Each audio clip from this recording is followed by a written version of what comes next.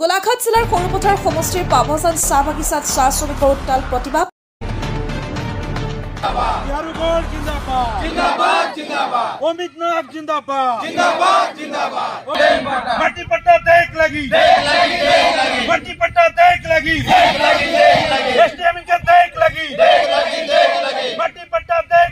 পাভজান চাহ বাগিচা স্বত্বাধিকাৰী ৰাক্ষী শইকীয়াৰ বিৰুদ্ধে গুৰুতৰ অভিযোগ। স্বত্বাধিকাৰী ৰাক্ষী শইকীয়াই দিব পৰা নাই চাহ শ্ৰমিকক দুমাহে মজুৰি প্ৰাপ্য দিব পৰা নাই খাদ্যৰ যোগান। ৰেচন নাই, দৰমহা নাই, ঘৰ পানী একো দিন নিদিয়ে আমাক। কামটো কৰা 1 মাহ দিন হৈ গ'ল, আজি দৰমহা পাতি একো নাই। কোনে নিদিয়ে? ৰাক্ষী শইকীয়া। কোন হয় তেখেত? মালিক। অনাহাৰে 2 মাহ ধৰি দিন পাৰ কৰিবলগীয়া হৈছে বাগিচাৰ শ্ৰমিক। চাহ শ্ৰমিক সমস্যাক লৈ ওদালগুৰিৰ পৰা উপস্থিত হয় জয় ভাৰত পাৰ্টীৰ নেতা টিঘাৰু গৌৰ, শোণিতপুৰ জিলা সমিতিৰ কাৰ্যকৰী সভাপতি নাৰায়ণ গৌৰ সিং, লগতে গোলাঘাট জিলাৰ চাহ মুক্তি সংগ্ৰাম সমিতিৰ নেতা অমিত নাগ, ভৰত মণ্ডল, ইয়ালুদ্দিন হুছেইনকে ধৰি বহু গণমান্য ব্যক্তি এই সভাত উপস্থিত থাকে। গোলাঘাটৰ পৰা আৰম্ভ আগন্তুক 2026 বিধানসভা নিৰ্বাচনত জয় ভাৰত পাৰ্টীয়ে দখল কৰাৰ ইংগিত প্ৰদান কৰে দলৰ সভাপতি টিঘাৰু গৌৰ ডাঙৰীয়ে। গোলাঘাটৰ পৰা ইয়ালুদ্দিন হুছেইন ডাঙৰীয়া তেখেতলোকে ধন্যবাদ জ্ঞান প্ৰদান কৰিছোঁ, যি আজি আমাৰ পাভজান চাহ বাগিচা যি আমাৰ মৌলিক সমস্যা গোটেই পাভজান পৰিস্থিতি, তেওঁ আজি সময়মতে দৰমহাৰ প্ৰয়োজন চবৰ আজি নোখোৱা নোবোৱাকৈ কষ্ট ইমান 8 ঘণ্টা খাটি পিনে যে আমাৰ দৰমহা বেতনটো পাবলগীয়া কষ্ট আৰু দুৰ্বলতাৰ কথা। আৰু 1 নম্বৰ আমাৰ যি প্ৰাপ্যকেইটা সময়মতে নিদিয়ে, ৰেচন, দৰমহা আৰু বিশেষকৈ যিমান ঘৰ ভাড়ালৈকে আৰু যি আমাৰ লেনদেন আৰু PFৰ সেইকেইটা সম্পূৰ্ণৰূপে ইয়াত আদায় দিয়া নাই। তো সেই বিষয়লৈ মই ৰাইজক ক'ব বিচাৰিছোঁ, যি আমাৰ আজি ইমান দিন আমি হৈ থকা হিয়াল নিচিনা আছিলোঁ, এতিয়া আমি ৰাইজে গোটেই শ্ৰমিকে জাগৃত হৈছোঁ। যিটো আমি পাব লাগে তেনেকুৱা প্ৰাপ্যৰ প্ৰতি আমি বঞ্চিত হৈ গৈছোঁ আৰু আমাৰ আগন্তুকলৈকে আৰু পৰিস্থিতি বেয়া হৈ আছে। তাকে কৈ মই আজি সমূহ ৰাজ্যলৈ আহ্বান কৰিছোঁ, তেখেতে গোটেই ৰাইজে ওলাই আহে। আগত যেনেকুৱা আছিলোঁ তেনেকুৱা আজি আমি আগত মাইকী মানুহ যদি কেঁচুৱা যদি কান্দে, তেওঁক যদি গাখীৰ খুৱাব লাগে, তো আমাৰ স্বত্বাধিকাৰীকে তেওঁলোকক একো আমাৰ চিন্তা চৰ্চা সিদ্ধান্ত 1 নাম ৰাক্ষী শইকীয়া আৰু নিপুল শইকীয়া, তেওঁলৈ মই আহ্বান এটা জনাইছোঁ যে আমাৰ অসম চৰকাৰে আৰু আমাৰ MLA বিশ্বজিৎ ফুকনক তেওঁ আমাৰ ইয়াৰ চিন্তা কৰিব লাগিছিলে যে বাগানখন এনেকুৱা এটা পৰিস্থিতি আছে। আজি ওচৰত আছে আমাৰ সৰ্বতি সমষ্টি আৰু জিলা প্ৰশাসনীয়লৈ মই আহ্বান কৰিছোঁ যাতে আমাৰ যি আজি যদি আমি আগত বহুত দিন ধৈৰ্য কৰিলোঁ, এতিয়া আমি ধৈৰ্য কৰিবলৈ সময় নাই। আৰু যি ভাবিছোঁ আজি কৰি পিনে আমি এতিয়া মাৰ্কিং কাপোৰ লৈ মই এটা সিদ্ধান্ত থিৰিং কৰিছোঁ যে আজি অকলাই পিনে জিভা চাফাই কৰি পিনি ডাইৰেক্ট তেওঁক বাধ্যতা হৈ ক'ব লাগিব যে 1 টক বাগান চলক, নহ'লে 1 টক হস্তান্তৰ বিক্ৰী কৰক। তাৰ বিনিময় আমি তাৰ ব্যৱস্থাটো গোটেই শ্ৰমিক ৰাইজে আমাৰ মেনেজমেণ্ট কমিটিত কি সমস্যা, গতিকে আমাৰ বাগানটো ভাল কৰক, সেইটোৱে আমাক লাগে। আমাৰ ল'ৰা ছোৱালী যিমান লেবাৰ আছে আমাৰ চব কষ্ট পাই আছে। কি কাৰণ মানে ৰেচন নাই, দৰমহা নাই, ঘৰ পানী একো দিন নিদিয়ে আমাক। কামটো কৰা 1 মাহ দিন হৈ গ'ল, আজি দৰমহা পাতি একো নাই। কোনে নিদিয়ে? ৰাক্ষী শইকীয়া। কোন হয় তেখেত? মালিক। কি কৈছে তেখেতে? বাগান চাব নাযায়, লেবাৰৰ ঘৰ একো নাচায়, মানে লেবাৰ ওপৰত তাৰ মৰম দয়া একো নাই। তেখেত আহে নাহে বাগানত নাযায়, লাইনত নাহে, ক'তো মানে সি নোলায় বংলাৰ পৰা। এদিনো অহা নাই নেকি? নাই, মানে আমাক লাগে বাগান চাবলৈ মেনেজাৰ লাগে, গোটেই আমাক বাগানৰ চকীদাৰ লাগে, একো নাই। সেইকেইটা গোটেই বাগান ধ্বংস হৈ গৈছে। ৰেচন 3 মাহ মানে কালি দিছে, কিমান কোৱা মেলাত, নহ'লে নিদিয়ে। নিজৰ মনত যে আজি মই ৰেচনখন দিছোঁ ল'বলৈ আহা বুলি নকয় আমাক। আমি কম দৰমহা কাৰণে অফিচ যাব লাগিব, ৰেচন কাৰণে অফিচ যাব লাগিব, কিবা এটা বিষয় হ'লে অফিচ গ'লেহে হয়। আমাৰ নিজৰ মনত নিদিয়ে একো, সেইটোৱে আমাৰ মালিকটো নাথাকে। মানে আমাৰ কিবা ডাঙৰ বিপদ হ'লেও আমি যাম বুলি ক'লে বাইদেউক লগ নাপাওঁ। আছে মানে তাত তেল নাই, ড্ৰাইভাৰ নাই, তেনেকৈ হৈ যায়। দৰৱ এখন দিব, জ্বৰ দিলেও সেইটোৱে দিব, মাথা বিষ হ'লেও এইটোৱে দিব, পায়খানা হ'লেও এটা টেবলেট দিব, তেনেকৈ। হয়, আজি গোলাঘাট জিলাৰ পাভজান চাহ বাগিচাত আজি ইয়াতে উপস্থিত হৈছোঁ আৰু ইয়াতে শ্ৰমিকসকলক লগ কৰিছোঁ। ইয়াতে যি সমস্যা, আজি কাম কৰা শ্ৰমিকে আজি দৰমহা পোৱা নাই আৰু চাওক ইয়াতে যি মালিক পক্ষই যি শোষণ কৰি আছে ইয়াতে আজি শৈক্ষিকভাৱে হওক সামাজিকভাৱে হওক বা অৰ্থনৈতিকভাৱে ৰাজনৈতিকভাৱে তেওঁলোকে চাৰিওফালৰ পৰা তেওঁলোকে শোষণ চলাই আছে আৰু ইয়াতে চাওক আমাৰ আদিবাসী MLA মন্ত্ৰী আছে এইখিনি সমস্যাৰ ওপৰত কোনো মাথাৰ পৰিলক্ষিত হোৱা নাই আজি MLA মন্ত্ৰী আদিবাসীসকল আছে আজি তেওঁলোকে আদিবাসী এৰিয়াৰ পৰাই তেওঁলোকে আজি MLA হৈছে বা প্ৰতিনিধিত্ব কৰিছে তেওঁলোকৰ দায়িত্ব আছিলে কিন্তু তেওঁলোকৰ দায়িত্ব হিচাপে তেওঁলোকে পূৰণ কৰা নাই বা কাম কৰা নাই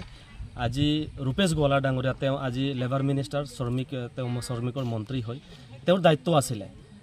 তেওঁ সকলো জায়গাতে তেওঁ মানে দায়িত্ব এৰাই পেলাই তেওঁ চলাৰ পৰিলক্ষিত হৈছে আগন্তুক দিনত এই আমাৰ আদিবাসী MLA নেতাসকলে যে আদিবাসী ৰাইজৰ সন্মুখত যে প্ৰত্যাহ্বানৰ সন্মুখীন হ'ব এইটো কিন্তু খাটাং আজি ৰূপেশ গোৱালা আজি ডুমডুমাৰ পৰা তেওঁ প্ৰতিনিধিত্ব কৰি আছে আজি তেওঁ নিজেও চাহ বাগানৰ পৰাই এজন মানে তেওঁ বিলংছ কৰে তেওঁ একচুৱেলি ভালকৈ গম পাব লাগিছিল চাহ বাগানৰ সমস্যা আজি সমগ্ৰ অসমত বাগানৰ যি সমস্যা চলি আছে দৰমাক লৈ পেলাই ৰেচনক লৈ পেলাই স্বাস্থ্যক লৈ পেলাই এই যিমান সমস্যা দিনে দিনে বাঢ়ি গৈ আছে তাৰ পিছতো চৰকাৰ বিজেপি চৰকাৰ চলি আছে অসমৰ মুখ্যমন্ত্ৰী বহুত জায়গাতে তেওঁ ভাষণত কয় বা এতিয়া আদিবাসীসকলক বা চাহ শ্ৰমিকসকলক লৈ পেলাই যি ঝুমৰ বিনন্দনী ইতিমধ্যে তেওঁ কৰিলে সেইখিনিলৈ ঠিকেই আছে কিন্তু মেইন সমস্যাৰ ওপৰত কিন্তু তেওঁলোকে চকু দিয়াৰ পৰিলক্ষিত হোৱা নাই কিন্তু এতিয়া চাওক আজি মুখ্যমন্ত্ৰীৰ লগত জড়িত থকা কিছুমান মানুহ বা তেওঁৰ ধৰ্মপত্নীয়ে কিছুমান জায়গাত মানে চাহ বাগিচা কিনাৰ তেনেকুৱা এটা অভিযোগ উঠিছে তো তেওঁলোকে মালিক পক্ষ হোৱাৰ বা মালিক পক্ষৰ নিচিনাই তেওঁলোকে ট্ৰিট কৰিব বিচাৰিছে চাহ শ্ৰমিকসকলক গতিকে সেইটো এটা দুখৰ বিষয় আৰু আগন্তুক দিনত যে চাহ শ্ৰমিকসকলৰ কি অৱস্থা হ'ব সেইটোক লৈ আমি আদিবাসী বুদ্ধিজীৱী আমি একদম খুব চিন্তিত হৈ আছোঁ আমি গোলাঘাট পাভৈজান চাহ বাগিচাত উপস্থিত হৈছোঁ আৰু বিশেষভাৱে আমি ইয়াত উপস্থিত হৈ শুনিবলৈ পালোঁ যে আজি 1 মাহ ওপৰ হৈ গ'ল যে আজি চাহ শ্ৰমিকে যি দৰমহা তেখেতসকলে যি কৰ্ম কৰে এই কৰ্মৰ বিনিময়ত তেখেতসকলে দৰমহাৰ পৰা বঞ্চিত হৈ আছে আজি ৰেচন পাতিৰ পৰা বঞ্চিত হয় আৰু চাবলৈ পালোঁ যে ইয়াত আমি গতিকে আজি বিজেপি চৰকাৰখনে আজি যিভাৱে ঢাক ঢোল বজাই আছে যে আচলতে তেখেতসকলে চাহ শ্ৰমিকক লৈ পেলাই বা পৰিৱৰ্তনৰ যি কথা ক'বলৈ বিচাৰিছে বা কৈ আছে যে চাহ বাগিচা আগতকৈ পৰিৱৰ্তন হৈছে চাহ বাগিচা চাহ শ্ৰমিক আগতকৈ বহু পৰিৱৰ্তন হৈছে বুলি ক'ব বিচাৰিছে বা শিক্ষিত হৈছে বুলি ক'ব বিচাৰিছে কিন্তু আজি আমি চাবলৈ পাইছোঁ যে চাহ শ্ৰমিকৰ দৈনিক মজুৰিখনেই আজি দিব পৰা যি প্ৰাপ্য সেই প্ৰাপ্যৰ পৰা যি বঞ্চিত কৰিছে যি মালিক আছে আজি এই পাভৈজান বাগিচাৰ যি মালিক আজি আমি শুনিবলৈ পাইছোঁ যে বাগিচাৰ মানুহৰ লগত তেখেতৰ একো লেনদেনে নাই বাগিচাৰ মানুহ তেখেতক বিচাৰি যায় আজি কোনো ধৰণৰ যি ছিষ্টেম আছে বাগিচা চলাবৰ কাৰণে সেই ছিষ্টেম একো মানে কৰা নাই গতিকে আমি সদৌ অসম আদিবাসী ছাত্ৰ সন্থা হৈ বৰ্তমান যি চৰকাৰ আছে চৰকাৰক আহ্বান জনাইছোঁ যে অতি শীঘ্ৰে এই পাভৈজান চাহ বাগিচাৰ যি সমস্যা আছে সমস্যা সমাধান কৰক আৰু ইয়াত যিজন MLA বিশ্বজিৎ ফুকন বিজেপিৰ বিধায়ক তেখেতে আজি যিজন CM যিজন মুখ্যমন্ত্ৰী ডাঙৰ কথা কৈ থাকে যিজন মুখ্যমন্ত্ৰীয়ে একদিন দুদিন পিছে চাহ শ্ৰমিকৰ ওপৰত কথা কৈ থাকে তেখেতসকলে কৈ থাকে যে আজি আমি 5,000 টকাকৈ ঘোষণা কৰিছোঁ 2,500 টকাকৈ চাহ শ্ৰমিকক দিয়াৰ কাৰণে ব্যৱস্থা কৰিছোঁ আৰু আজি এই বিশ্বজিৎ ফুকনেও ইয়াত নিজৰ যি সমষ্টি আছে এই সমষ্টিত পাভৈজান চাহ বাগিচা তেখেতৰ খবৰ ল'বলৈ সময় নাই আজি 1 মাহ ধৰি এই চাহ শ্ৰমিকৰ দৰমহা পোৱা নাই এই বিশ্বজিৎ ফুকনৰ খবৰ ল'বলৈ সময় নাই গতিকে আমি স্পষ্ট ইয়াত জল পট হৈ পৰিছে যে মুখ্যমন্ত্ৰী এটা কয় আৰু তেখেতৰ যি প্ৰতিনিধি আছে যিবিলাক MLA মন্ত্ৰী আছে তেখেতে একো গাত লৰা নাই ইয়াৰ লগে লগে আজি যিজন ৰূপেশ গোৱালা যিজন আজি ACMSৰ দায়িত্বত আছে মেইন মুৰব্বী হয় চাহ শ্ৰমিকৰ মেইন মুৰব্বী হয় আৰু তেখেতে মন্ত্ৰী দায়িত্বত আছে লেবাৰ মিনিষ্টাৰ যিজন লেবাৰ মিনিষ্টাৰ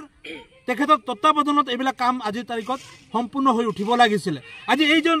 কোটি টকীয়া যিটো ৰাস্তা আপোনালোকে চাই পাইছে CC ব্লক ৰাস্তা আজি আমি চাবলৈ পাইছোঁ এইটো কোনো ধৰণৰ অন্তৰ্গাঁথনি নাই তেখেতসকলে যি ঠিকাদাৰে পাইছে ইয়াত হয়তো 20% তেখেতে ইয়াত যি 100% পৰা 20% কাম নকৰাকৈ তেখেতে বিল আদায় কৰি তেখেতে নিজৰ মুনাফা আদায় কৰিছে আজি এই ৰাস্তাখন সম্পূৰ্ণৰূপে আজি হ'ব লাগিছিলে কিন্তু ৰাস্তাখনৰ কোনো ধৰণৰ ইয়াত অন্তৰ্গাঁথনি নাই আমি চাবলৈ পাইছোঁ ইয়াত পূৰ্বৰ পৰা যিটো নামঘৰ আছে আজি যি আমাৰ গ্ৰাম থান বুলি কোৱা হয় এই গ্ৰাম থানৰ অৱস্থা চাওক আজি ইয়াত আসাম দৰ্শনৰ নামেৰে এটা যি স্কিম আছে সেই স্কিম ইয়াত লাগু কৰিব লাগিছিল এই বিশ্বজিৎ ফুকনে কিন্তু আমি চাবলৈ পাইছোঁ ক'বলৈ বাধ্য আজি ডাঙৰ যিবিলাক নামঘৰ আছে সেই নামঘৰ হয়তো এই যেটো আমাৰ গ্ৰাম থান আছে গ্ৰাম থানৰ পিছত হৈ যোৱা অনুষ্ঠান হয় কিন্তু এই অনুষ্ঠানত আমি চাবলৈ পাইছোঁ যে অসম দৰ্শন দ্বাৰা কোটি কোটি টকা লাখ লাখ টকা দিছে কিন্তু আমাৰ এই নামঘৰ যি আছে নামঘৰ আজিও সেই ব্ৰিটিছ কালৰ পৰা যেনেকৈ চলি আছে এতিয়াও এনেকৈ চলি আছে গতিকে আজিৰ তাৰিখত এটা কথা স্পষ্ট আদিবাসী ছাত্ৰ সন্থাই হওক বা আদিবাসী ৰাইজে হওক আজি শুই থকা নাই অনাগত দিনত ইয়াৰ প্ৰত্যুত্তৰ দিবৰ কাৰণে আজি পাভৈজান চাহ বাগিচাৰ ৰাইজ সাজু হৈ আছে ইয়াৰ প্ৰত্যুত্তৰ 2026 চনত পাব বুলি তেখেতসকলে সাজু হৈ থাকক আৰু ইয়াৰ পৰাই সুকিয়াই দিব বিচাৰিছোঁ যদি অনাগত দিনত এই চাহ শ্ৰমিকৰ যি সমস্যা আছে এই সমস্যাবিলাকক যদি নাচায় চকু বন্ধ কৰি যদি থাকে কুলিৰ ভাও যদি জোৰে ধৰে তেতিয়াহ'লে 2026 চনত ইয়াৰ প্ৰত্যুত্তৰ দিব ইয়াৰ পাভৈ ৰাইজে বুলি আমি আদিবাসী ছাত্ৰ সন্থা হৈ আহ্বান জনাইছোঁ আৰু অনাগত দিনত 2026 চনত যি ইয়াৰ প্ৰত্যুত্তৰ পাবৰ কাৰণে তেখেত সাজু হৈ থাকক অধিকাংশ লোকে স্বাধীনতা পালে সকলোৱে স্বাধীনতা পালে কিন্তু আমি আজি উপলব্ধি কৰিবলৈ বাধ্য হৈছোঁ আমাৰ কিন্তু আদিবাসী ৰাইজে এতিয়াও কিন্তু স্বাধীন হোৱা নাই একদম আমাৰ স্পষ্ট কথা চিধা কথা কাৰণ আমি যেতিয়া আজি তাৰিখলৈকে যদি মৌলিক অধিকাৰ বিচাৰিব লাগে মাটিৰ পট্টা বিচাৰিব লাগে জনজাতিকৰণ বিচাৰিব লাগে শ্ৰমিক আইনখন সংশোধন কৰিব লাগে তাক বিচাৰিব লাগে বিচাৰিয়ে আছোঁ কংগ্ৰেছেও আহিলে 78 বছৰ হৈ গ'ল তেওঁলোকৰ ৰাজত্ব কৰিলে তেওঁলোকক কিন্তু না জনজাতিকৰণ দিব পাৰিলে না মাটিৰ পট্টা দিব পাৰিলে না মজুৰি বৃদ্ধি কৰিব পাৰিলে না শ্ৰমিক আইনখন সংশোধন কৰিব পাৰিলে আৰে বিজেপি চৰকাৰ যিটো একদম ফাঁকি আৰু দালালি চৰকাৰ এই চৰকাৰখন আহি মেলি পেলাই ক'লে কি আমাক মাত্ৰ 100 দিনৰ সময় দিয়ক 100 দিনৰ সময় ল'লে 100 দিনৰ সময় লৈ মেলি পেলাই এতিয়া মানে তেওঁলোকে আচলতে ক'ত সোমাই আছে নিগনিৰ গাঁততে সোমাই আছে নে ক'ত সোমাই আছে আমি নিজে গম নাপাওঁ তেওঁলোকক কিন্তু আমি এতিয়ালৈকে আমি দেখিবলৈ পোৱা নাই আৰু লগতে এই কথাটো আমি স্পষ্ট কৰিব বিচাৰিছোঁ যে আপোনালোকে আচলতে ঘৰুৱা হৈ ৰ'ব যিহেতু আমি এতিয়া কাৰো ওপৰত ডিপেণ্ডেবল নহয় কাৰো ওপৰত আমি ডিপেণ্ডেবল নহয় গতিকে আমাৰ 1,30,00,000 মানুহক যেনেকৈ আচলতে গোটেইকেইটা চৰকাৰে মাত্ৰ ঠগিবলৈ আহে যেনেকৈ পশ্চিমৰ পৰা বতাহ আহিলে মানে পশ্চিম ফালৰ পৰা বতাহ আহিলে যেনেকৈ পূব ফালে গুচি যায় পূব ফালৰ পৰা বতাহ আহিলে পশ্চিম ফালে গুচি যায় তেনেকুৱা আচলতে আমাক ঠেলাঠেলিহে কৰি আছে আচলতে সেইটোৱে আমি দেখিবলৈ পাইছোঁ সেইকাৰণে আমাৰ অসমৰ 1,30,00,000 আদিবাসী লোক যিসকল আছোঁ এবাৰ আমাৰ স্পষ্ট কথা আমি কিন্তু এবাৰ কাঁড়ধেনু লৈ মেলি পেলাই থিয় হ'ম মানে কাঁড়ধেনু লৈ মেলি পেলাই এইটোৰ কাৰণে থিয় হ'ম কাৰোবাক মাৰিবৰ কাৰণে নহয় আমাৰ এইটো প্ৰতীক চিহ্ন এইবাৰ কিন্তু আমি হাতত ভোট নিদিওঁ এইবাৰ আমি কিন্তু ফুলত ভোট নিদিওঁ এবাৰ কিন্তু বিজেপি হটাও আৰু জীৱন বচাও কংগ্ৰেছ হটাও জীৱন বচাও এজেপি হটাও জীৱন বচাও গতিকে এই আদিবাসী ৰাইজসকলক আপোনালোকে সুধি লওক হয়নে নহয় ৰাইজ গতিকে আমাৰ স্পষ্ট কথা আৰু আমি দালালি গিলি আমাৰ মাজত আমি কৰিবলৈ নিদিওঁ তেনেকৈ কৰি আমি দেখিবলৈ পাই গ'লোঁ আমাৰ জাতীয় হত্যা আমাৰ জাতীয় নায়ক প্ৰদীপ নাগ কিন্তু এতিয়া মৃত্যুৰ মুখত পৰি গ'ল আৰু প্ৰদীপ নাগৰ এতিয়াও কিন্তু মৃত্যু ৰক্ষাস্যৰ ভিতৰত থাকি গ'ল প্ৰদীপ নাগে যিটো নেকি আচলতে আদিবাসীৰ হৈ মেলি পেলাই যিটো নেকি ৰাজনৈতিক সংগঠন খুলিছিলে সেই ৰাজনৈতিক সংগঠন জয় ভাৰত পাৰ্টি আৰু জয় ভাৰত পাৰ্টি খুলিছিলে তেখেতে যদি পঢ়াহেঁতেন যদি তেখেতে ইচ্ছা কৰাহেঁতেন অকলে কিন্তু তেখেতে কিন্তু ৰাজনৈতিক যাব পাৰিলে হয় কিন্তু জাতিটোৰ কাৰণে তেখেতে কাম কৰিছিল আমি প্रण লৈছোঁ আমি শপত লৈছোঁ আমি পাভৈজানতে আমি শপত লৈছোঁ কিন্তু আমি এই গোটেইবিলাকক আমি উৎখাত কৰিম আৰু প্ৰদীপ নাগৰ যিটো নেকি আচলতে সপোন আছে আদিবাসী ৰাইজৰ যিটো নেকি সপোন আছে তিহাৰুগড় ডাঙৰীয়াৰ যিটো নেকি সপোন আছে আমাৰ যি জয় ভাৰত পাৰ্টিৰ নেকি যিটো সপোন আছে আমি সকলোৱে কিন্তু আমি সহায় কৰিম এই কথাটো আমি একদম স্পষ্ট কৰি দিছোঁ আৰু লগতে আমি চাহ শ্ৰমিক মুক্তি সংগ্ৰাম সমিতিয়ে আমি সম্পূৰ্ণভাৱে কিন্তু সহায় সহযোগিতা আমি কিন্তু আগবঢ়াই যাম আৰু আজিৰ পৰাই এই ৰণনীতি আৰু ৰণকৌশল আৰু যুদ্ধ আজিৰ পৰাই কিন্তু এই সৰুপথাৰ সমষ্টিৰ যিটো নেকি বিধায়ক আছে এইটো ডাঙৰীয়া এজন ব্যৱসায়ী লগত জড়িত থকা আৰু জানে এপেছ বেংকৰ লগত জড়িত থকা কেলেংকাৰীৰ লগত জড়িত থকা শ্ৰমিকৰ টকা খোৱা ঘোচ খোৱা বিধায়ক এই বিধায়কক আমি সকীয়াই দিছোঁ আজিলৈকে 2 মাহ দিন হৈ গ'ল ইয়াত কিন্তু আমি দেখিবলৈ পাইছোঁ